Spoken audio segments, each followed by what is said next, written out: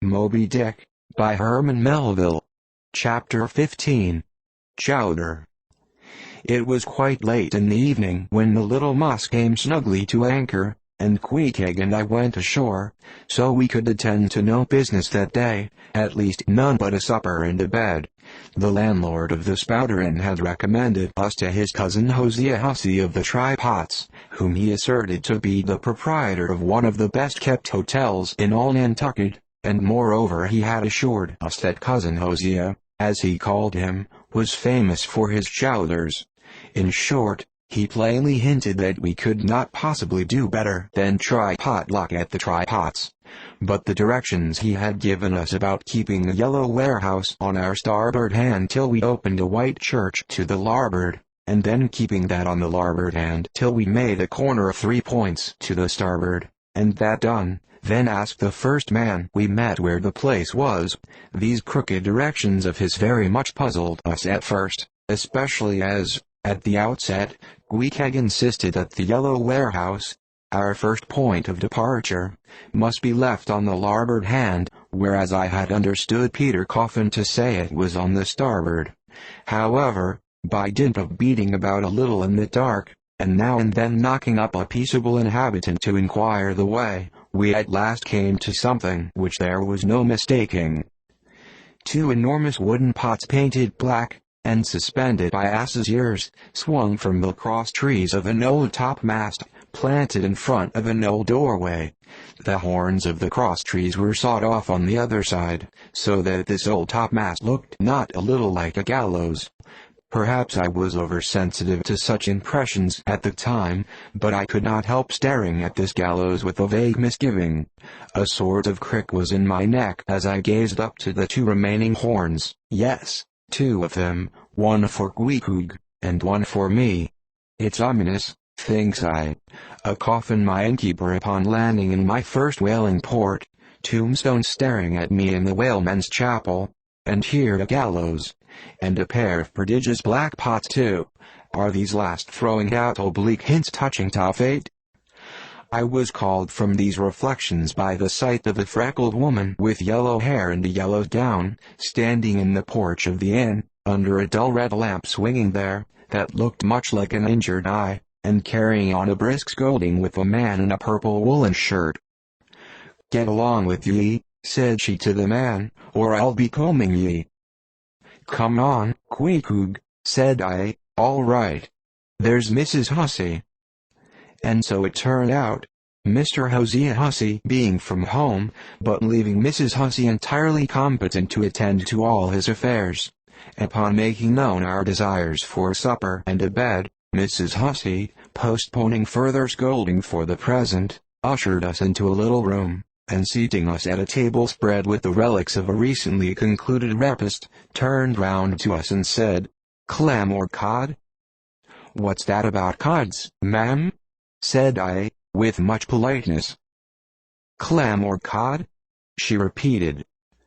"A clam for supper? A cold clam? Is that what you mean, Mrs. Hussey?"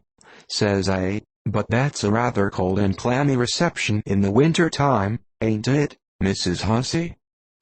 But being in a great hurry to resume scolding the man in the purple shirt, who was waiting for it in the entry, and seeming to hear nothing but the word clam, Mrs. Hussey hurried towards an open door leading to the kitchen, and bawling out, "Clam for 2, disappeared. "Queequeg," said I, "do you think that we can make out a supper for us both on 1 clam?" However, a warm savory steam from the kitchen served to belie the apparently cheerless prospect before us. But when that smoking chowder came in, the mystery was delightfully explained. Oh, sweet friends, hearken to me. It was made of small juicy clams, scarcely bigger than hazelnuts, mixed with pounded ship biscuit, and salted pork cut up into little flakes, the whole enriched with butter, and plentifully seasoned with pepper and salt. Our appetites being sharpened by the frosty voyage, and in particular, Queequeg seeing his favorite fishing food before him, and that chowder being surpassingly excellent, we dispatched it with great expedition, when leaning back a moment and bethinking me of Mrs. Hussey's clam and cod announcement, I thought I would try a little experiment. Stepping to the kitchen door, I uttered the word cod with great emphasis, and resumed my seat. In a few moments the savoury steam came forth again, but with a different flavour, and in good time a fine cod chowder was placed before us. We resumed business, and while plying our spoons in the bowl, thinks I to myself, I wonder now if this here has any effect on the head. What's that stultifying saying about chowder-headed people? But look, Queequeg, ain't that a live eel in your bowl? Where's your harpoon? Fishiest of all fishy places was the try-pots, which well deserved its name. For the pots there were always boiling chowders. Chowder for breakfast, and chowder for dinner, and chowder for supper, till you began to look for fish bones coming through your clothes. The area before the house was paved with clamshells. Mrs. Hussey wore a polished necklace of codfish vertebra, and Hosea Hussey had his account books bound in superior old shark skin.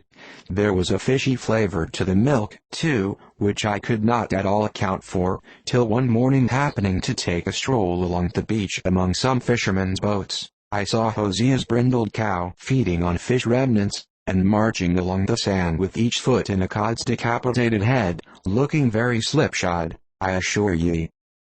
Supper concluded, we received a lamp, and directions from Mrs. Hussey concerning the nearest way to bed, but, as Queequeg was about to precede me up the stairs, the lady reached forth her arm, and demanded his harpoon. She allowed no harpoon in her chambers. Why not? Said I. Every true whaleman sleeps with his harpoon.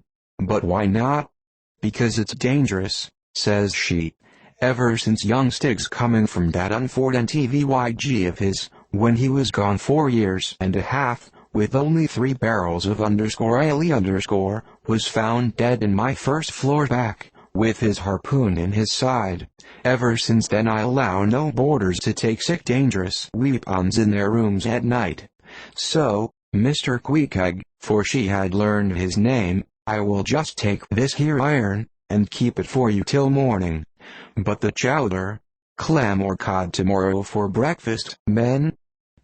Both, says I, and let's have a couple of smoked herring by way of variety.